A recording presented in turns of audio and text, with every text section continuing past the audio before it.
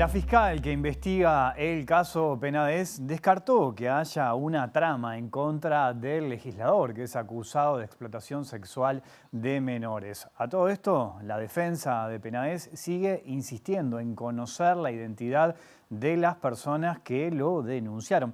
¿En qué está el caso? ¿Cuándo se podría llegar a resolver? De este tema estaremos hablando esta noche. Bienvenidas, bienvenidos a Así Comienza Lado B. El senador Gustavo Penades denuncia que hay una trama detrás de las denuncias que hay en su contra por abuso y explotación sexual de menores. Según declaró semanas atrás a Radio Universal, está convencido que esta operación fue iniciada por un joven mayor de edad con quien mantuvo relaciones sexuales.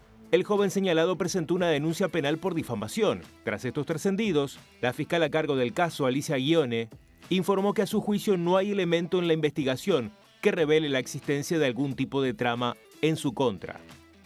Yo utilizo esa palabra producto de algo que después dijo la doctora Flores. La doctora Flores dijo que ellos tienen una línea argumental del caso y que nosotros tenemos el derecho de tener otra.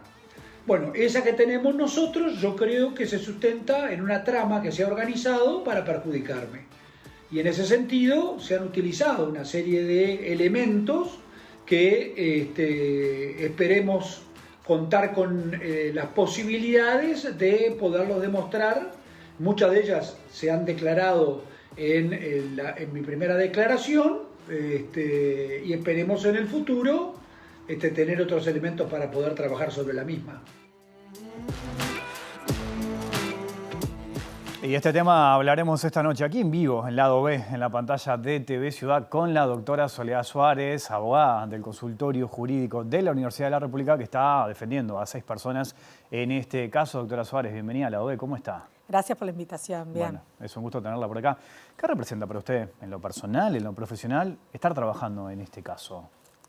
Bueno, para nosotros es un desafío complejo por todo lo que involucra, pero podría decir que todos los casos tienen sus dificultades y sus exigencias. Yo siempre pongo de ejemplo que dependiendo de la persona, la entidad del poder que tiene el sujeto presuntamente victimario. Es decir, socialmente para nosotros es muy contundente la figura de un senador, pero si hablamos, por ejemplo, de abusos o explotación sexual en la órbita familiar, el poder que tiene un progenitor es en proporción tal vez hasta mayor. Entonces, estamos acostumbrados a estar del lado de la persona que es la débil, del vínculo, con dificultades de acceso a la justicia, con vulnerabilidades varias que las atraviesan y dificultades concretas para llevar adelante su voz ante la justicia. Obviamente que este caso ha generado y genera repercusión, ¿no?, a nivel mediático. Usted en este último tiempo también ha tenido un nivel de exposición muy grande, ha salido a la prensa a hablar. La han criticado bastante en este último tiempo. ¿Cómo lleva eso? ¿Le ha cambiado un poco su vida profesional, también su vida personal? No, de ninguna manera. Cuando trabajamos con convencimiento, estudio profundo de cada cosa que hacemos y compromiso ético, en realidad, como dice Bá Ferreira, no es que no nos afecte, pero de ninguna manera podríamos dejar que eso cambie nuestro accionar. En realidad, es esa, como la estrella guía, por momentos, de repente, según quién es el interlocutor, puede conmoverte un poco más o no. Sin embargo, si hubiera creído que me había equivocado en algo, lo hubiera hecho público pidiendo las disculpas del caso. No es esa la situación. Yo no me arrepiento de ninguna palabra de lo que dije. Es más, creo que el devenir histórico posterior no hizo más que confirmar la claridad y realidad de cada expresión que hice públicas. Es decir, en ningún momento cuestioné el derecho de las defensas a plantear su pretensión de cuestionar la reserva de identidad. Lo que yo dije era la situación jurídica en la que estábamos nosotros, como defensores de las víctimas, de redoblar esfuerzos para su protección. Y eso quedó clarísimo, tanto cuando se escuchó en vivo el desafuero y los debates, donde allí algunos segmentos del escrito presentado por la fiscal vinieron a colación, porque fueron citados por los senadores. Luego, previamente a eso, en realidad, la prórroga de la reserva de la identidad por la jueza actuante. Posteriormente, el trámite ante la oposición para la modalidad de la declaración anticipada que plantearon las defensas, que generó una audiencia, y en esa audiencia la jueza confirmó la postura que junto a la Fiscalía defendemos en cuanto al riesgo que corren las víctimas respecto a que fuera una posibilidad que se conociera su identidad. Y como si fuera poco, últimamente ha venido a colación la identidad de una de las víctimas, lo que indudablemente ha significado algo que conmueve a las restantes. ¿En qué sentido lo dice usted? Y bueno, cuando se trae a colación el nombre de una de las víctimas en una entrevista, en el contexto de una entrevista con uno de los imputados, y a esa víctima se le endilgan ciertas responsabilidades en lo que es, sí, lógico y entendible que tengan su teoría del caso, pero se le adjudican responsabilidades y se trae su pasado a colación, no deja de, en el lugar de las otras víctimas, la pregunta de, bueno, si viniera mi nombre a colación, ¿qué dirían de mí? ¿Qué harían conmigo? Usted apunta ahí a una declaración que dio, una entrevista que dio Penades, que señala a un joven, lo señala como estar detrás de toda una trama, detrás de este tipo de denuncias. Usted hace referencia a ese caso puntual. Claro, lo que quiero decir es que, sin perjuicio de que puede referir a su teoría del caso, y que, bueno, algunas cuestiones para explicarla podrían venir a colación, entiendo que los datos específicos que se dan resulta intimidante, más allá de la propia víctima que ha tomado postura judicial directamente, o jurídica, mejor dicho, ha hecho denuncias, sino también respecto de las demás que decodifican eso con temor. Vayamos al caso, estamos en feria judicial, ¿no? Yo recién lo mencionaba, el tema de la identidad sigue estando sobre la mesa porque la defensa de Penades apunta a conocer la identidad de las personas. Esto lo va a resolver el Tribunal de Apelaciones, ¿no? ¿En qué está el caso hoy concretamente? ¿Qué es lo que nos puedes decir? Bueno, en cuanto a la reserva de la identidad, como te refería al principio, hubo una oposición que generó luego del incidente escrito un trámite oral, que ustedes, bueno, fueron muchos a la puerta del juzgado, donde se confirmó por la sede la reserva de la identidad, o sea, de la medida y las modalidades de declaraciones inicialmente dispuestas, y como eso fue apelado por las defensas, lo que ocurre es que sube al tribunal que por turno corresponda, que resolverá eso, pero obviamente no en feria judicial. El plazo no cuenta, la feria no cuenta. Ustedes están representando a 6 personas, 3 de ellas son menores de edad, ¿no? Exacto. En ese sentido, ¿qué expectativa tienen? ¿Cuándo se podría llegar a resolver este caso? Bueno, lo que pasa es que cuando me preguntan resolver este caso, ¿qué sería? Resolver la reserva de identidad muy próximo, luego que termine la feria, empieza el cómputo del plazo, que es muy breve para que el tribunal resuelva. Luego de eso, la idea es que presten sus declaraciones, lo que se hizo inicialmente establecido por la sede, de manera concentrada y diligente, con tiempos razonables, aunque no quedaba muy especificado la fecha, porque todos estuvimos de acuerdo en que, como es algo irreproducible, bueno, primero esperar la resolución del tribunal sin perjuicio de que la misma es sin efecto suspensivo. Y esto lo subrayo, porque si es sin efecto suspensivo, la reserva sigue vigente por más que esté recurrida. Y viene a colación de lo que decía anteriormente, de que ha venido a público conocimiento el dato de una de las personas alcanzadas por la reserva. El dato de su nombre, lo que determinó que, bueno, como tenía imágenes y publicaciones en internet, luego hasta su imagen, su fotografía. ¿Y por qué considera que la defensa, en este caso de Penades, pone el foco allí, en conocer la identidad de estas personas? Bueno, eso habría que preguntarle a ellos. En definitiva, yo soy muy respetuosa de que puedan tener, por eso creo que cuando refieren a que alguien dijo de que pueden tener teoría alternativa, creo que se referían a mí, porque soy muy respetuosa de eso, es muy propio de los juicios donde las defensas son activas y me parece buenísimo. La cuestión es cómo se dirige esa teoría. Si esa teoría endilga responsabilidad específica a una persona que podría eventualmente tener consecuencias penales, obvio que en el caso termina ocurriendo lo que pasó acá, que es que a su vez esa víctima realiza una denuncia, porque va más allá de lo que correspondería. En el juzgado se puede debatir de otra manera, sin perjuicio de que el límite de la honra de las personas siempre viene a colación, ¿no? Es aplicable. Una cosa es lo que discutimos en el juzgado y también lo que decimos públicamente. Acá no nos podemos olvidar que la reserva de las identidades, que es una reserva dirigida a la interna de los partícipes del proceso, está vigente porque la apelación fue sin efecto suspensivo.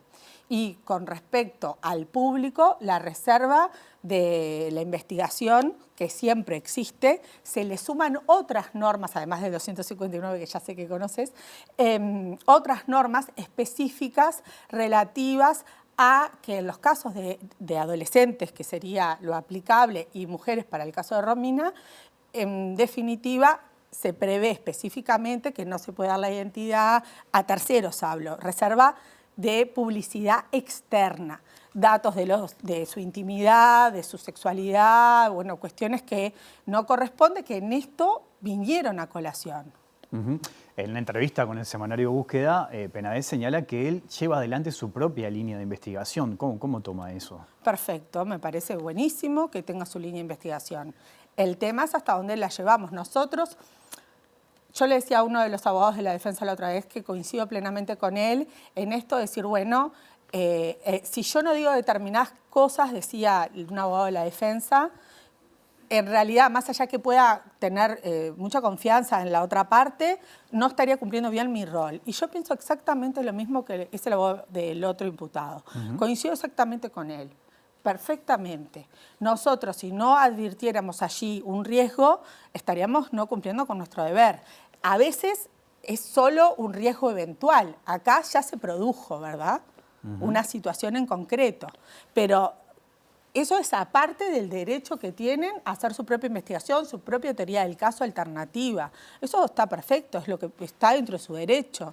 La cuestión pasa por lo que viene a conocimiento público y todavía en ese conocimiento público, si se aportan datos fácticos que afectan la intimidad y si se viola, además de eso que supone violar normas que también establecen la reserva de la identidad respecto a terceros, también el mandato judicial vigente, porque insisto, la apelación es sin efecto suspensivo, de reservar las identidades. Penades ha denunciado en estas últimas horas que una persona ingresó a su casa, ¿no? Incluso ha dicho que ha dejado una media, una prenda en su domicilio. ¿Eso puede llegar a condicionar esta investigación? ¿Cómo lo toma? ¿Qué lectura hace? Bueno, yo creo que ha sido víctima de la inseguridad que tanto se queja la población y mi solidaridad a él como víctima. Y me parece buenísimo que se investigue. No veo que tenga relación alguna. Si tienen alguna prueba que relacione al caso, que la traigan. Yo, a prima facie, no veo ningún tipo de vínculo, ni que pudiera, en una teoría más conspirativa pensando, ¿qué puede encontrar una víctima en el cajón de, no sé si era la mesa de luz, un escritorio? La verdad, seguí más o menos por la prensa, que pudiera serle útil, desconozco, para robustecer su caso, no veo cuál sería la utilidad. ¿Usted no encuentra un punto de conexión claro, con esto? No, ni siquiera en un carácter meramente especulativo.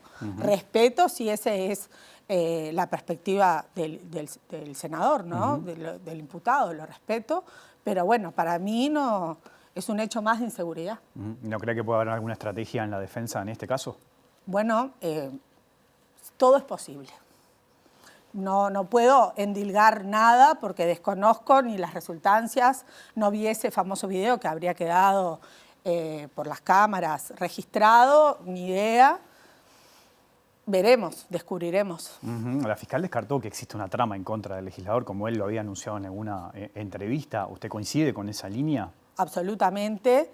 Lo que dijo la fiscal no es solo una opinión, sino que es una opinión fundada que se corresponde a las resultancias de los vastísimos actos de investigación y de las vastísimas declaraciones donde surge la falta de vinculación de los que declararon con esta otra persona que ponen como eje de la trama.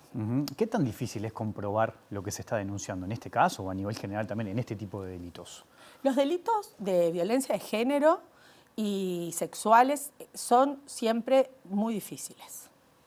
Son difíciles por lo que hay en juego, son difíciles porque todavía luchamos contra estereotipos, lo que nos habla de discriminación que nos cuesta asumir, como nos cuesta asumir la discriminación racial, pero que todos tenemos adentro y deberíamos de tener como mandato imperativo de construcción.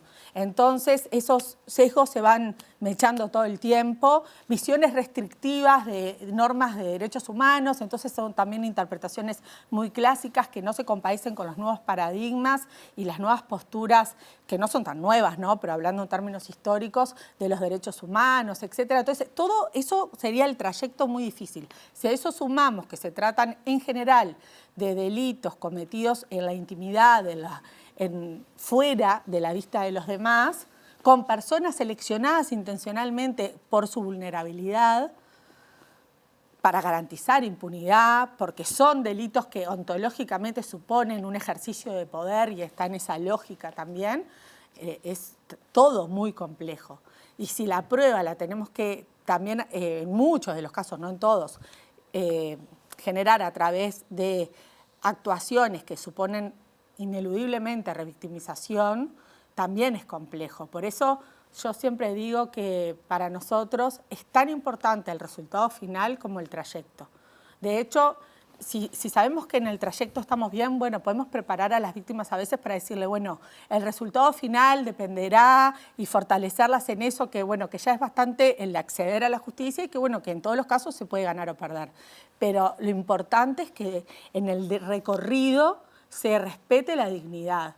Y bueno, me pregunto un poco qué es lo que está pasando en relación a eso actualmente, ¿no? ¿Qué es lo que se pregunta?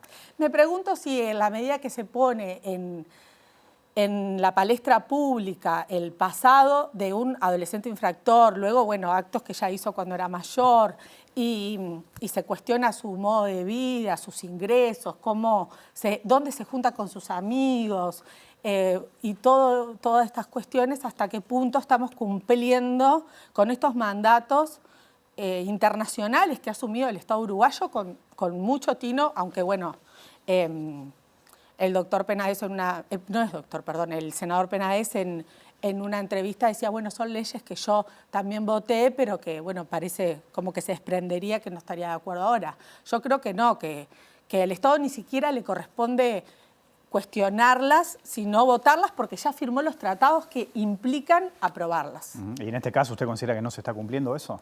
Yo creo que tanto la Fiscalía como la sede, la jueza a cargo, la jueza de garantías, cumplieron absolutamente con la diligencia debida, reforzada, que se establece como estándar internacional. Lo que creo que lo que ocurrió en estos últimos días no es compatible con eso. Tocó al pasar ahí un tema que es importante, ¿no? Y es, en este proceso, o en cualquier otro, ¿cómo se hace para que la persona no caiga en la revictimización de los episodios que ya sufrió en su momento y el hecho de poder vivir de vuelta esto puede caer ahí? ¿Cómo se hace eso para evitarlo? Bueno, un punto es lo que hablábamos antes, el tema de la reserva externa. Más allá de las disposiciones específicas que existen en este caso respecto a la reserva interna, en general todos estos asuntos tienen reserva respecto del público. Por eso a las audiencias no se puede filmar. Y de hecho, quienes ingresan puede estar limitado, porque viene a colación la intimidad, se habla, bueno, se hacen pericias, o sea que se relevan los secretos médicos y profesionales para el fin de la investigación y la prueba en juicio. Entonces vienen cuestiones muy íntimas. En este caso no, pero imagínate otro, no sé, un abuso sexual especialmente agravado donde la pericia ginecológica, o sea, no puede ser que esos aspectos lleguen al público. Ahí estamos hablando de revictimización, sin lugar a dudas. Y que las ponen, como te decía también antes, enfrente a una sociedad que todavía le queda bastante por avanzar en dejar de lado la discriminación y los sesgos de género. Y luego, en las actuaciones en Fiscalía y en el juzgado, hay mecanismos para evitarlo. Esto es la declaración anticipada, que se tome la declaración en forma previa al juicio para poder salir de eso más rápidamente, también que puedan eso disminuye el riesgo, pero también ponen su voz más y pueden seguir con su proceso de sanación. Que sean escuchadas forma parte, pero si eso lo postergamos en el tiempo no es bueno. A su vez que la misma se tome con determinados mecanismos relativos también a la modalidad. Ya creo que hemos hablado bastante en otras ocasiones y acá ha estado el encargado del curso del consultorio, que es el doctor Williman, que expresaba cómo es la modalidad que supone el uso del circuito cerrado, una sala adyacente o eventualmente remota. Luego, previamente a eso, se debaten los puntos de esa declaración. Yo no diría interrogatorio porque no son preguntas tipo batería de preguntas, lo que vos me podés hacer a mí ahora. Claro. No, tiene que ser una conversación donde el funcionario que tiene capacitación logra que los puntos que trajeron bajo el control del juez de garantías, los profesionales, logren ser tocados todos los mismos, ¿no? Sin que no se salten, salvo que realmente la víctima puede y tiene derecho a no seguir contestando, a retirarse. La situación jurídica de la víctima no es la misma que la del testigo. Hay gente que tiene doble calidad en realidad, pero prima siempre el estatuto de víctima, porque si sos víctima ya están otros temas en juego y otros derechos. ¿Cuánto condiciona que sea un legislador el que sea protagonista también de esta historia al momento de investigar?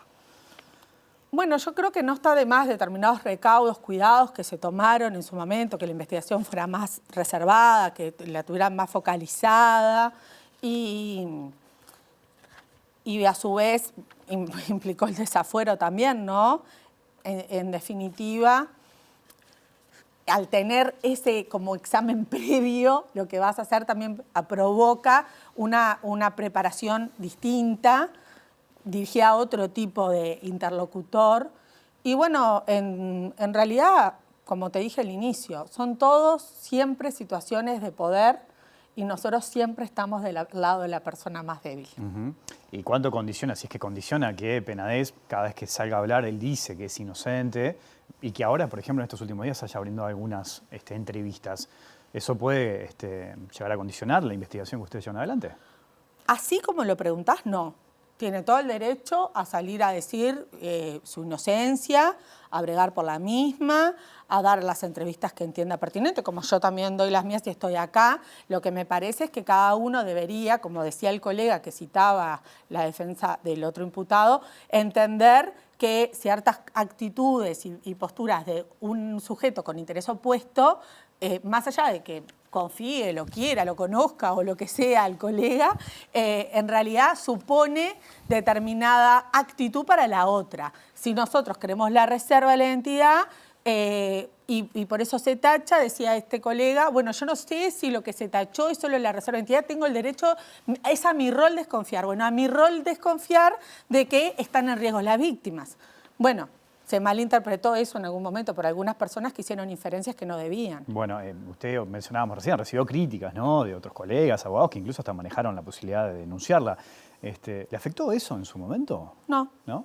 No me afectó, es como te dije, y citaba al colega, que muy atinado lo que dijo en la audiencia, es esto de contraposición de derechos y cada uno focalizando en el propio, sin querer destruir el otro. Digo, no se busca que un imputado pase mal ni nada de eso.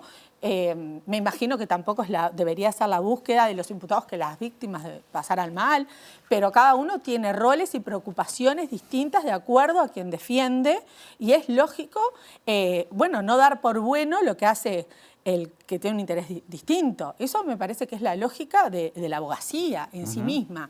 Las inferencias que hagan otros que se hagan cargo y lo que hay que partir es de conocer las normas internacionales y las nacionales que colocan a los operadores en determinados lugares. El tema es que acá yo no lo sentí tan personal. A mí me parece que verdaderamente los defensores de derechos humanos siempre pueden estar en jaque y cuando se busca silenciarlos, bueno, ahí ya estamos en otro orden de ideas, ¿no? Y hay jurisprudencia muy interesante en la Corte Interamericana al respecto. En este caso, creo que a ese extremo no se va a llegar. Así que en ese sentido creo que no hay que echar mano de esa jurisprudencia para aclarar nada, pero sí podría haber ocurrido eso a nivel emocional, que me parece es a lo que apostás vos. Bueno, en mi caso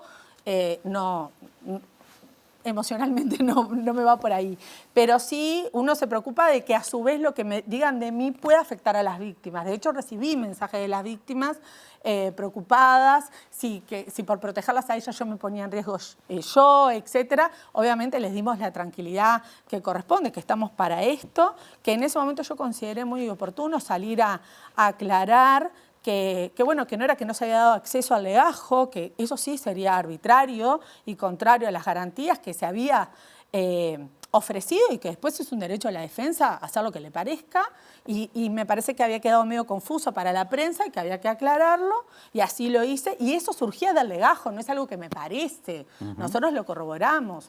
Entonces aclaré eso y dije, cuando me preguntaron, como haces tú también muy insistentemente, bueno, eso implica un riesgo para la víctima, que quieran saber la identidad, ¿qué te parece? ¿Por qué? Bueno, yo le dije, bueno, cada uno que piense lo que quiera, yo lo pienso desde mi lugar.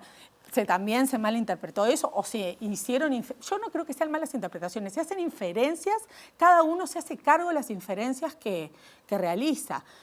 Yo, la verdad que respeto absolutamente el derecho a la crítica. No tengo ningún problema con que me critiquen.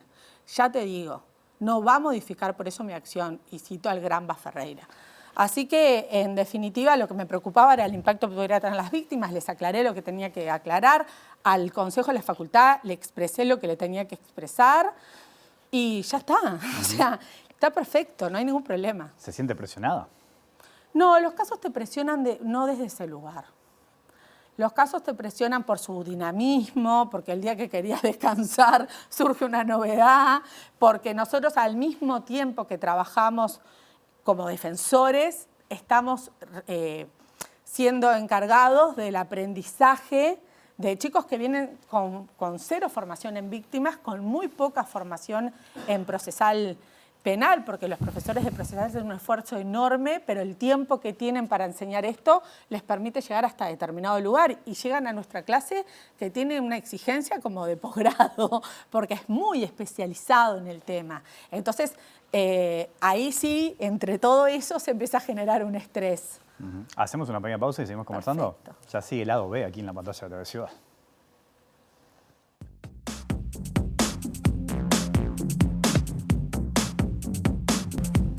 Seguimos en vivo aquí en Lado B, en la pantalla de TV Ciudad, conversando con la doctora Soledad Suárez, abogada del Consultorio Jurídico de la Universidad de la República. ¿Usted considera que hay, más allá de este caso puntual, una tendencia como a querer minimizar a la víctima, lo que dice la víctima, lo que denuncia la víctima? ¿Qué mirada tiene?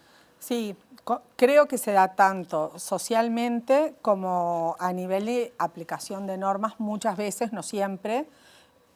Tanto en lo social podríamos decir, bueno, cuando se habla de presuntas víctimas, cuando se le traban las posibilidades de llegar a hacer una denuncia, se cuestiona su vida pasada, eso es lo que se denomina desacreditar a la víctima.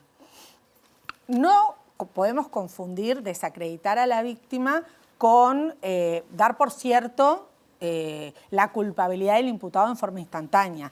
No. A una víctima de rapiña no le preguntan, ¿en serio? ¿Y a vos te gustó? ¿Y vos fuiste ahí por qué? ¿Y qué hacías en el supermercado a esa hora? Nada, nadie le pregunta eso. ¿Y será verdad lo que estás contando? La realidad es que la investigación corre de otra manera. Estas cuestiones podrían llegar a venir a colación en circunstancias muy particulares. En general, no es por ahí que se investiga. Sin embargo, los delitos de género, los delitos sexuales, transcurren por esos lugares. Eso a nivel, digamos, del sistema y del público también, porque hay una mirada juzgadora desde la sociedad. Por eso yo decía que todavía tenemos mucho por avanzar. Lo que ocurre es que los avances en derechos no son lineales. Y hay momentos de retroceso y de backlash, como decimos. Y a nivel judicial hay grandes sentencias, hay un avance enorme porque las normas lo permiten, lo establecen, pero también a veces tenemos apego a ciertas posturas, interpretaciones más restrictivas, más piedeletristas. El legislador a veces se olvida de que confirió un derecho, reconoció, mejor dicho, un derecho a la víctima, y luego cuando establece el mecanismo para la ejecución, nombra al imputado y a la fiscalía y se olvida de la defensa de la víctima, a la que se le reconoció el derecho. Tenés que estar discutiendo, a ver, bueno, y ese olvido es que no lo tenés, pero se me lo diste en el otro capítulo. O sea, cuestiones así que llevan a veces a sentencias que uno no comparte. Pero creo que hay en eso un poco en el no desistir, en que no sea un tema estadístico, como nos dijeron que no lo hacemos más, no lo planteamos más, o ¿sabés qué? No lo decimos porque es muy difícil de probar. Y no. Me parece que hay ahí un ejercicio de reclamo de derechos, de ejercicio de derechos y de plantarse en determinadas interpretaciones que son las adecuadas al derecho de los derechos humanos. En el primer bloque me dijo un par de veces algo que me quedó picando, ¿no? Estar del lado de los más vulnerables.